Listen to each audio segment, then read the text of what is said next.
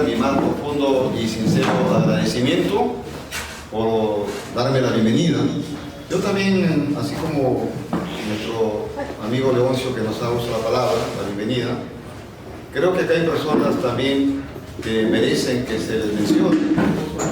Hay, por ejemplo, acá está Renato, quien es regidor de Miraflores, un dirigente con mucha capacidad y solvencia, que viene luchando a favor de su distrito, al igual que también está Susanita, está Felipe, Irma, y también veo a otros como Marisol, está Marco, es decir, está Marlon, Donato, es decir, muchos amigos que han venido en esta oportunidad, y perdón si no mencioné a todos, pero sin embargo considero que es importante que estemos en esta reunión. Quiero agradecer a la base en persona de Miguel Llanos por haber tenido la generosidad de invitarme en este importante e histórico distrito. Como lo ha dicho el doctor Leoncio Moreano, es un distrito con mucha historia, donde yo considero que es el crisol de la peruanidad, con muchas enseñanzas, como, fíjense que Lima, si analizamos de manera serena, de manera objetiva, vamos a encontrar que es una nueva Lima ya. La Lima de los emprendedores, la Lima de los inmigrantes, la Lima del profesional, del hombre y mujer que buscan salir adelante. A pesar de la problemática que vive el país, jamás se sienten amilanados, jamás se sienten con un espíritu pesimista, al contrario. Y es por eso que quiero empezar mi disertación rindiendo un justo homenaje a Villa El Salvador, para quien les pido por favor que tributemos un fuerte aplauso.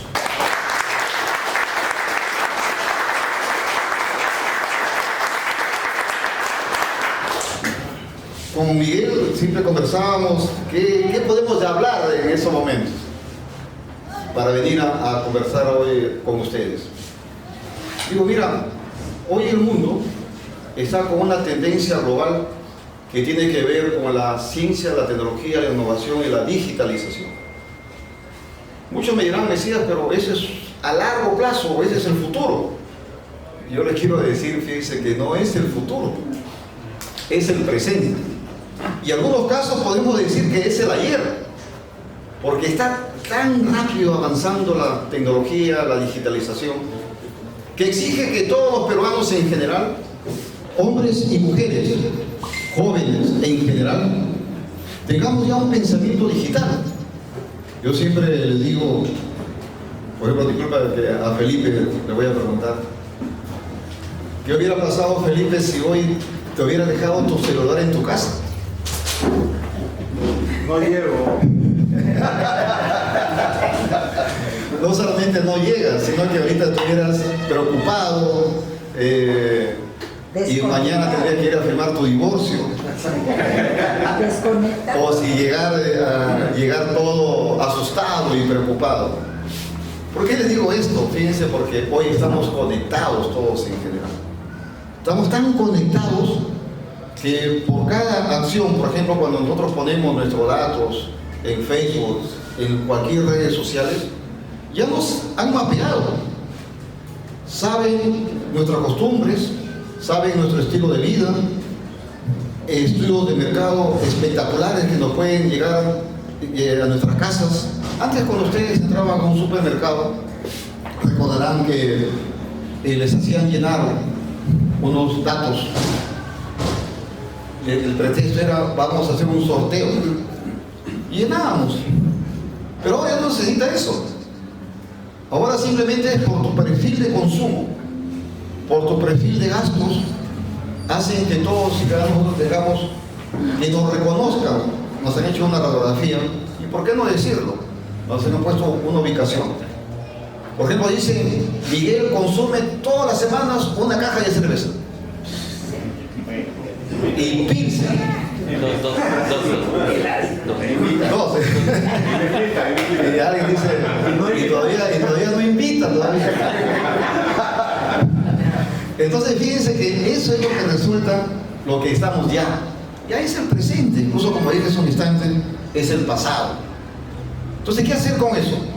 Simplemente todos nosotros como ciudadanos y nuestras ciudades y nuestro país, y más aún nosotros como partido, sin lugar a dudas tenemos que desarrollar eminentemente el pensamiento digital. Y nosotros como partido tenemos que hacer una propuesta. Por supuesto que como siempre estoy hablando de temas coloquiales que tienen un impacto directo en nosotros, pero también hay riesgos. Hay riesgos. Pornografía infantil, el tema relacionado con los ciberdelitos, con el tema de la ciberdelincuencia, donde ahí tenemos que hacer políticas públicas, políticas de Estado. Y eso nos lleva a otra palabra, que así como nosotros queremos hacer ciudades digitales, por ejemplo, Villa El Salvador, si acá nuestro próximo alcalde, que no sé quién va a ser, pero imagino que va a ser Miguel como secretario distrital, como alcalde, él tiene que estar pensando en hacer de Villa El Salvador una ciudad digital. Pero así como queremos hacer una ciudad digital, también tenemos que desarrollar ciudadanos digitales. Hacer lo que significa la alfabetización digital. En síntesis, quiero decirles que es urgente y necesario que tengamos eso. Y por supuesto, como partido tenemos la obligación. Ahora, yo escribí un libro que le denominé Por la gran revolución digital, el Capañán de nuestros tiempos. ¿Y por qué puse el Capañán de nuestros tiempos? Fíjense que nosotros como peruanos tenemos que tener las cosas claras. La claridad tiene que ser dónde estamos, cómo estamos y a dónde queremos ir. ¿De dónde venimos? Si algo nosotros como peruanos debemos sentir orgullo, es que nosotros venimos de un viejo país milenario, donde la conjunción de muchas culturas nos han dado un gran patrimonio cultural que ya quisieran otros países tenerlo para tener ese orgullo de ser peruanos. Por lo tanto, nosotros como partido y como ciudadanos tenemos que rescatar y revalorar las tradiciones andinas. Y en función de estas tradiciones andinas, tenemos que ser capaces de construir un proyecto de desarrollo nacional. Y es por eso que cuando yo digo el Capañán de nuestros tiempos, fíjense, si nosotros vamos a los saberes ancestrales del Perú antiguo, vamos a ver las siguientes tradiciones: la tradición hidráulica, la tradición vial, la tradición planificadora y la ayuda mutua. ¿Y por qué les digo esto? Porque cuando uno analiza la concepción filosófica de las corrientes, vamos a encontrar el voluntarismo y el determinismo. El antiguo peruano fue una corriente filosófica voluntarista, no fue determinista. Porque si hubiera sido determinista, hubiera ocurrido de que el peruano se hubiera sometido a la agresividad de su territorio. El Perú es agresivo. A pocas horas de acá de Lima, ya podemos ir de la costa a 4.000 metros de altura, de la Broya. Mire cómo es nuestro territorio. Y el peruano antiguo lo humanizó. Entonces ahí viene el concepto de la conciencia geográfica. Y esa conciencia geográfica nos ha llevado hoy a que tengamos diversas conectividades. La conectividad hidráulica, eléctrica, fluvial, vial, aérea, marítima, ferroviaria y la digital. Es ahí donde vamos a entrar. ¿Por qué le pusimos al libro El Capañán de nuestros tiempos? Porque cuando los españoles llegaron al Perú, según la doctora María Rostorowski, encontraron los españoles 40.000 kilómetros de caminos transversales y longitudinales. Caminos que eran iguales o mejores que los romanos. Recordarán ustedes que Roma estaba totalmente conectado por caminos viales impresionantes. Y cuando vinieron los españoles se encontraron igual acá en el Perú. Y eso lo dice la doctora María Rostorowski, una distinguida historiadora peruana, autodidacta incluso. Fíjense que eso fue lo que dijo ella, lo puso. Esa tradición vial con los supercaminos que integraron el Tahuantinsuyo. Ahora nosotros necesitamos otra integración también. Pero por supuesto ya no por las vías de comunicación, sino por las supervías de comunicación. ¿Y cuáles son esas supervías de comunicación? La fibra óptica, la conectividad satelital de banda ancha. Nosotros tenemos que iluminar el Perú como partido haciendo una propuesta clara. Por eso podemos decir que nosotros debemos impulsar un Perú justo y conectado. justo bajo el principio de la virtud humana de la justicia, que según el digesto romano significa dar a la persona lo que le corresponde, dar al peruano lo que le corresponde. ¿Y qué le corresponde al peruano? Al peruano le corresponde tener acceso a educación, acceso a lo que es salud, trabajo, libertad plena. Es decir, una sociedad donde hay oportunidades para todos. Pero necesitamos conectarnos a través de la fibra óptica, a través de la banda ancha, a través de la tecnología satelital. Y es ahí que nosotros debemos de trabajar una política pública, una política de Estado. Ahora ustedes me dirán, Mesías, pero ¿por qué vamos a integrarnos con la fibra óptica? Fíjense que a través de la fibra óptica, permítanme comentarles de manera rápida, la fibra óptica tiene 50 micras. 50 micras, que es parecido al cabello de nosotros. Por ahí viaja a la velocidad de la luz el rayo láser. La información viaja por ahí, teniendo capacidad y velocidad. Por eso nosotros hoy en nuestras manos podemos tener el mundo. Saber qué pasa en Asia, en África, en Europa, en Estados Unidos y en los más rincones alejados de nuestro país. En milésimas de segundos podemos tener eso nosotros. Ahora, ¿por qué nosotros tenemos que lograr la conectividad digital? Fíjense lo que el Perú necesita hoy es lograr la gran transformación del gobierno del Estado. Pero para lograr la gran transformación del gobierno del Estado, tenemos que impulsar la gran transformación digital. ¿Para qué? En primer lugar, hoy en nuestro país, una de las grandes demandas que tiene la población es que tengamos una lucha frontal contra la corrupción.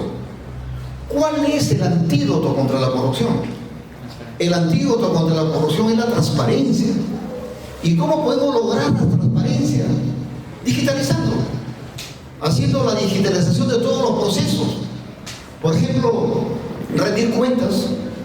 Los alcaldes, regidores, congresistas, ministros, presidentes, todos en general, funcionarios públicos de todos los niveles, tienen que conocerse su patrimonio cultural, su patrimonio patrimonial, cómo ellos ingresaron, cuánto ganan, cuánto gastan, cuánto de presupuesto reciben. Permítanme decirles una realidad. Por ejemplo, hay municipios distritales en todo el Perú donde los alcaldes no despachan de su municipio. Se van, por ejemplo, voy a decir, disculpen, que día de Cajamarca, los demás conozco. Hay muchos distritos de Cajamarca que están ubicados al lado de Chiclayo, donde van a despachar de Chiclayo. ¿Por qué no despachan de su municipio, de su propio alcalde ahí? El pretexto que no tiene internet. Hay que poner internet.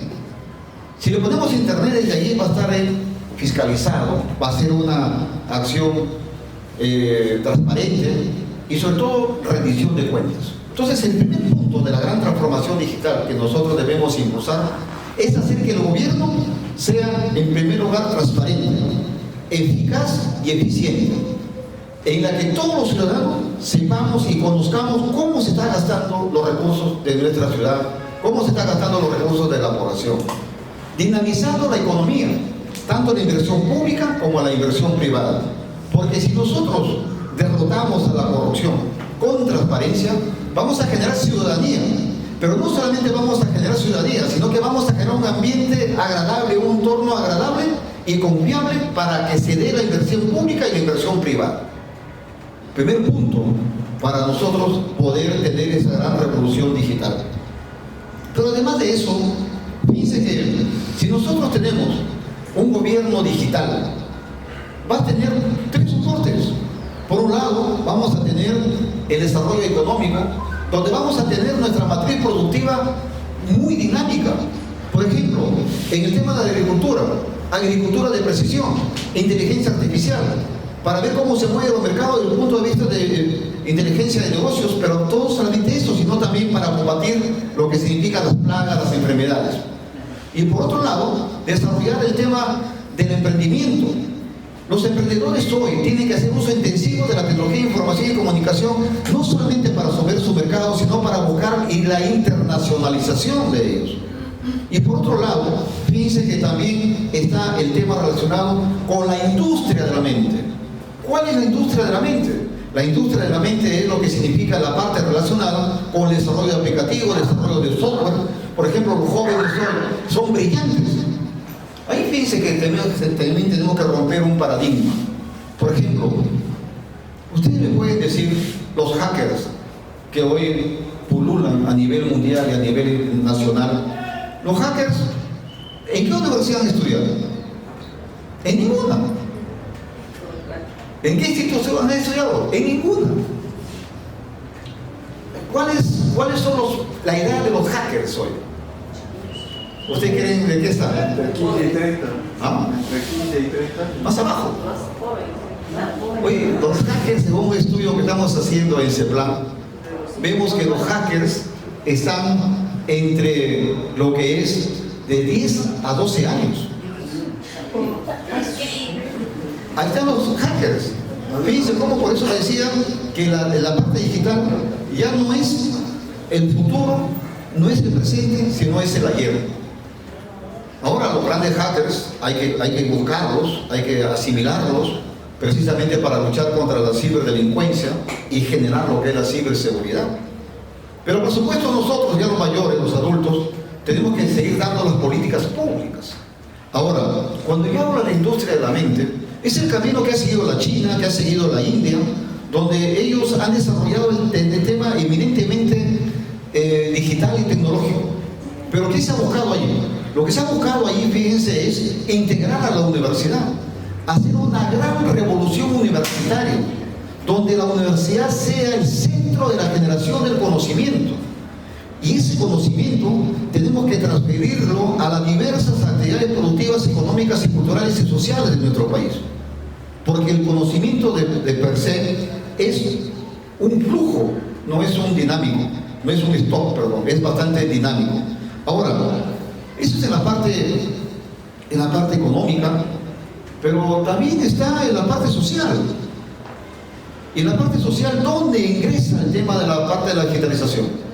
Entra en salud.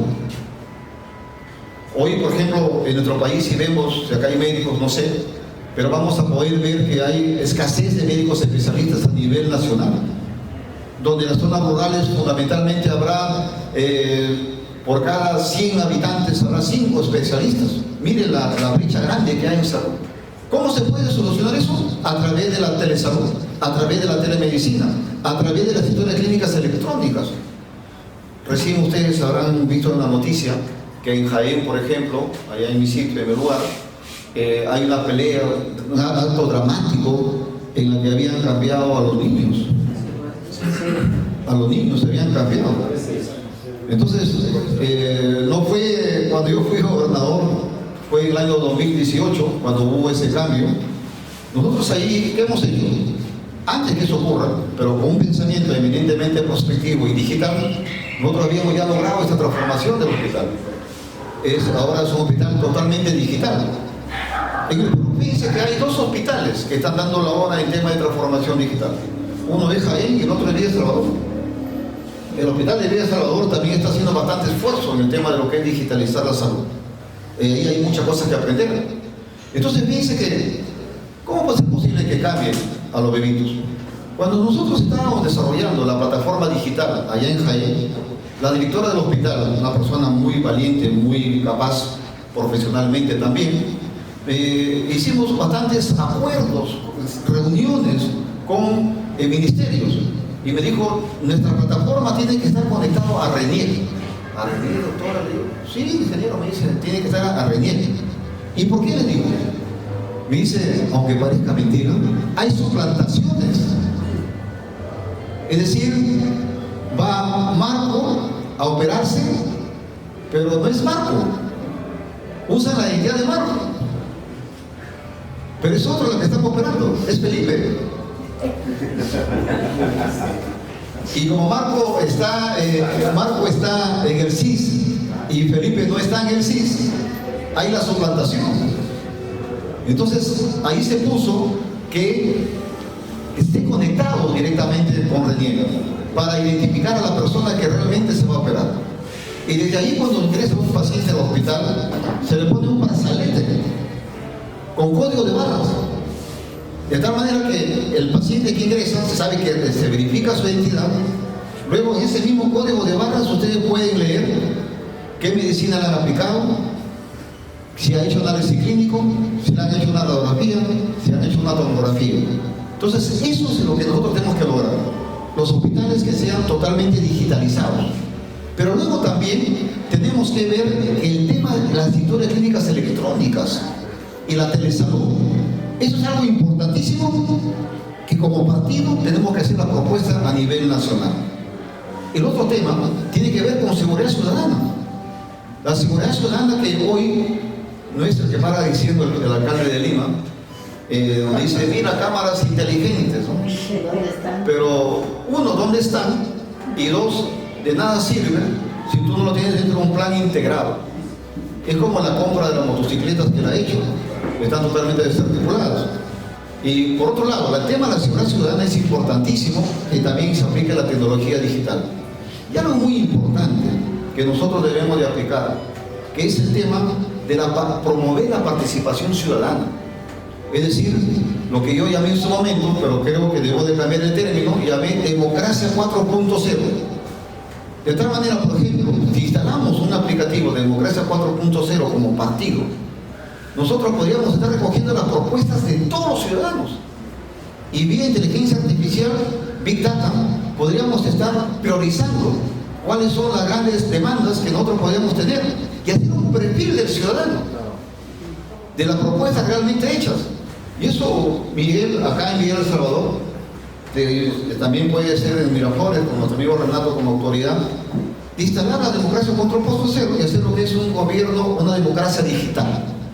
Una democracia digital, de tal manera que podríamos hacer debates, plebiscitos, propuestas, en la que, miren, si algo el peruano quiere, y es porque tenemos en el ADN, es que queremos participar, queremos hablar, queremos ser escuchados, y queremos que hay un problema que tiene la comunidad.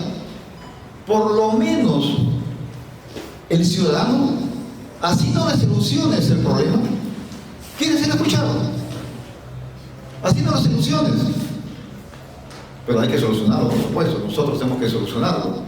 No vayamos a hacer, dice muy bien la palmadita, gracias por haber venido y así como viniste te vas. Hay que poner una alterna solución. Pero sin embargo hay que escuchar.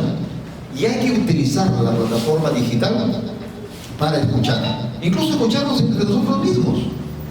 Quizás en la base de Miguel El Salvador o el partido a nivel nacional tengamos propuestas muy claras que hacer, pero no las estamos haciendo precisamente porque no tenemos ese espacio. Y el partido tiene que ser ese espacio. Los partidos son los que canalizan entre el ciudadano y el poder. Es el puente. Y ahí otra palabra clave que seguramente se puede desarrollar en este momento es cómo se gestiona el poder. Ahora, a través de la participación ciudadana, que se puede hacer a través del gobierno digital o democracia digital, ¿saben lo que estamos haciendo? Estamos haciendo trasladar el poder al ciudadano. Estamos poniendo el poder en la mano del ciudadano, de tal manera que ese ciudadano puede hablar, puede opinar, puede hacer sus propuestas incluso. Por lo tanto, en la parte social vemos que está lo que es el tema relacionado de la participación ciudadana, el tema de educación, el tema de salud, el tema de lo que es la democracia digital, es decir, muchos aspectos que nosotros podemos tener para lograr lo que es el uso intensivo en lo que es el desarrollo social. Hay muchos aspectos. El otro tema, no menos importante, es el cambio climático, el desarrollo sostenible. Nosotros tenemos que tener ahí lo que son los satélites, lo que es el aforo de ríos, el aforo de los lagos, lo que es el tema de la expansión de la reforestación y la deforestación, lo que significa la parte del ordenamiento territorial, la zona económica y ecológica, y todo eso tenemos que manejarlo también. Por eso, gobierno digital nos aporta lo que es el desarrollo económico, desarrollo social y desarrollo sostenible. ¿Pero eso para qué? ¿Como algo suelto? No. Eso tiene que servirnos para mejorar el servicio público de nuestros ciudadanos. El fin supremo es el ciudadano.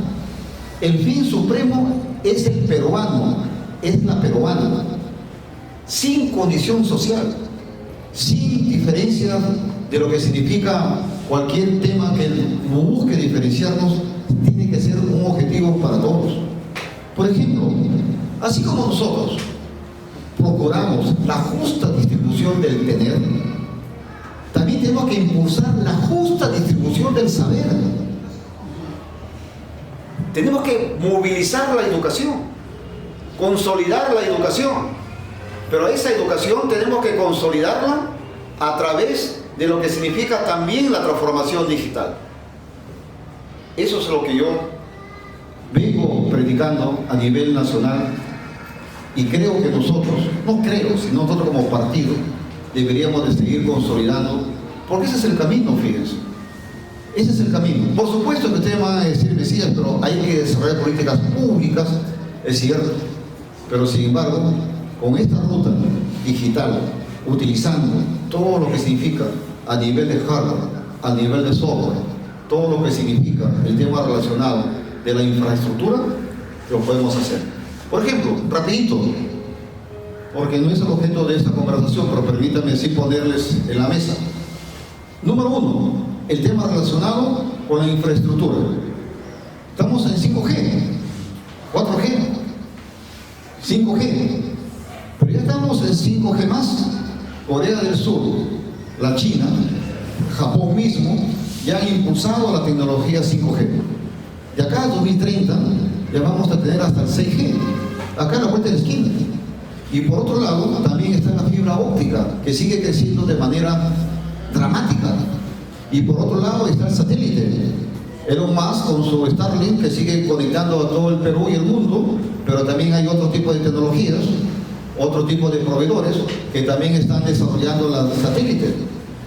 Y por otro lado, las soluciones disruptivas, como es inteligencia artificial, como es el blockchain, como lo que es el fintech, como que es la Internet de las cosas, realidad virtual, realidad aumentada, que tenemos que nosotros tener nuestro lenguaje de manera por lo menos básica.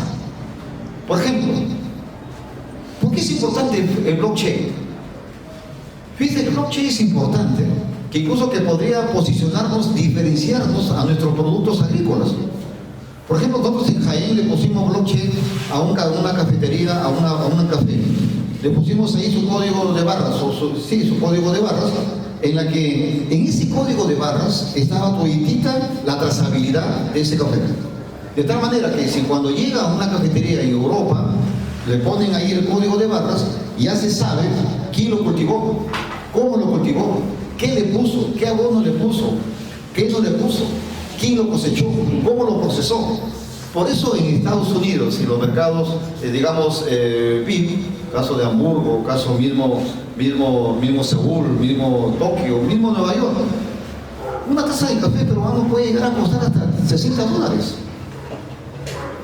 Y ese lo pone la trazabilidad. Y hoy que está en el mundo, lo que es, no de moda, sino una tendencia, lo que es hecho con las manos, que sigue impulsando la FAO.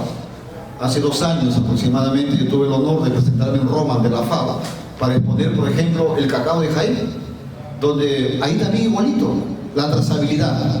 Incluso hay una teoría de que el cacao más antiguo del mundo está en el Perú. Y que no está solamente en el Perú, sino está en Jaén. Hay un arqueólogo que está impulsando, el doctor Quirino, diciendo que el cacao más antiguo del mundo está en Jaén. ¿Y con quién se trompea? Con la zona de Ecuador, que bueno, Ecuador, esa zona también era Perú antes, ¿no? Entonces también es Perú.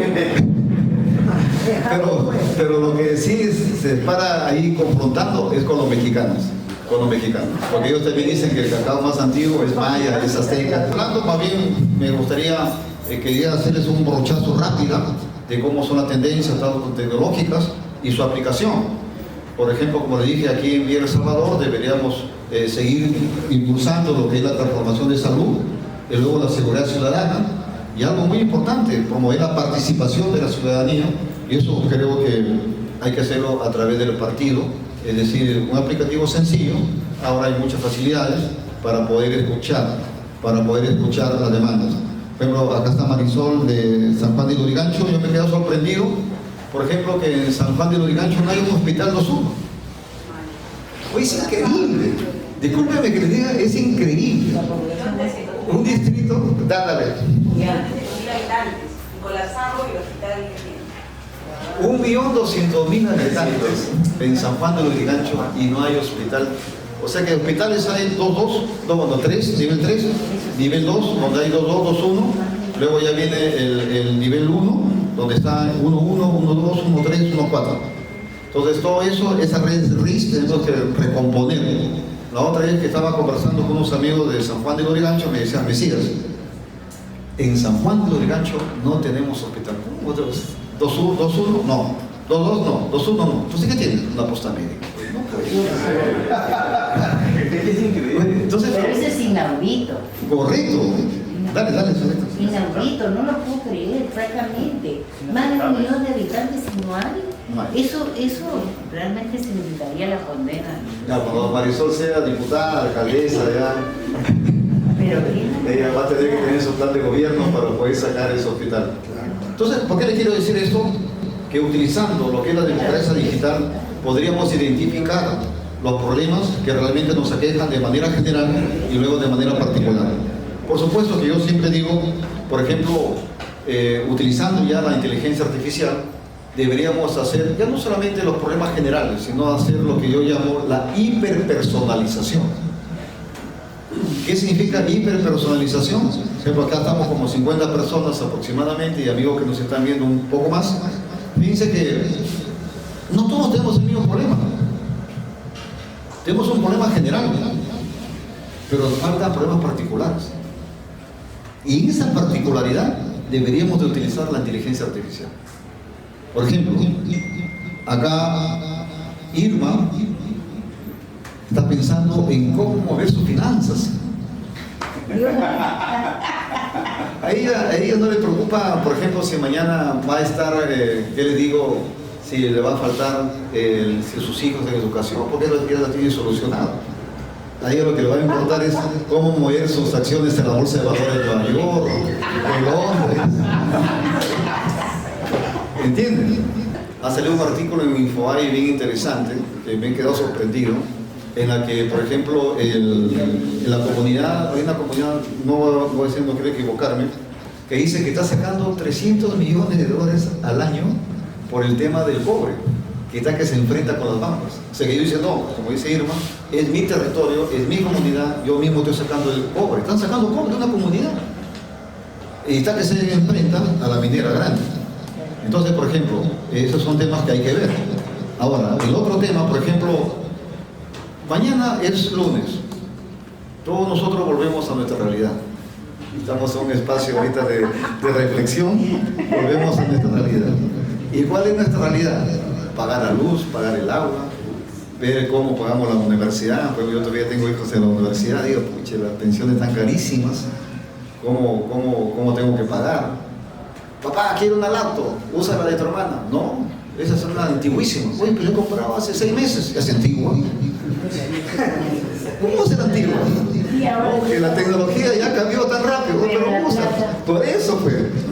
Entonces, y luego dice, la madre de familia igual. Por eso le decía, de que no todos tenemos la misma problemática, todos somos una rara distinta, y es ahí que tenemos que utilizar lo que es la inteligencia artificial, para conocer, si nosotros logramos conocer la problemática de la población, así como les estoy diciendo, de manera personalizada, y luego generar un patrón, un modelo matemático o econométrico, podríamos, ¿qué le digo?, hacer una propuesta clara, diferenciada, porque todo el mundo habla de seguridad ciudadana, economía, trabajo, corrupción, pero eso es general. Vayamos al alma de la gente, vayamos al más íntimo ser de las personas, y si ahí construimos lo que es una problemática, una solución, vamos a tener éxitos en las próximas elecciones. Bien, entonces eso es lo que yo quería conversar con ustedes ahora, y si tienen alguna consulta de diálogo, en buena hora. Y decirles que si nosotros como Partido Morado levantamos estas propuestas técnicas, no necesitamos ir como otros lo hacen. ¿Qué hacen nosotros? Al insulto. ¿Qué hacen nosotros? A la desinformación. ¿Qué hacen nosotros? A dar dádivas. Creo que los que estamos aquí presentes, el 100%, no creo, sino que somos personas de buenas costumbres, con la conciencia moral bien definida, somos profesionales, que si estamos haciendo política es porque realmente queremos a nuestro país, porque no queremos enriquecernos, porque no queremos ganarnos el dinero de manera ilegal, y es por eso que el Partido Morado deberíamos levantar esa bandera, pero no solamente como algo lírico, sino como algo real. Y esa realidad, esa situación que hoy estamos viviendo, lo podemos expresar como propuesta del partido. Yo les agradezco mucho por haberme escuchado y bueno, si tienen algunas preguntas quedo a su disposición. Gracias.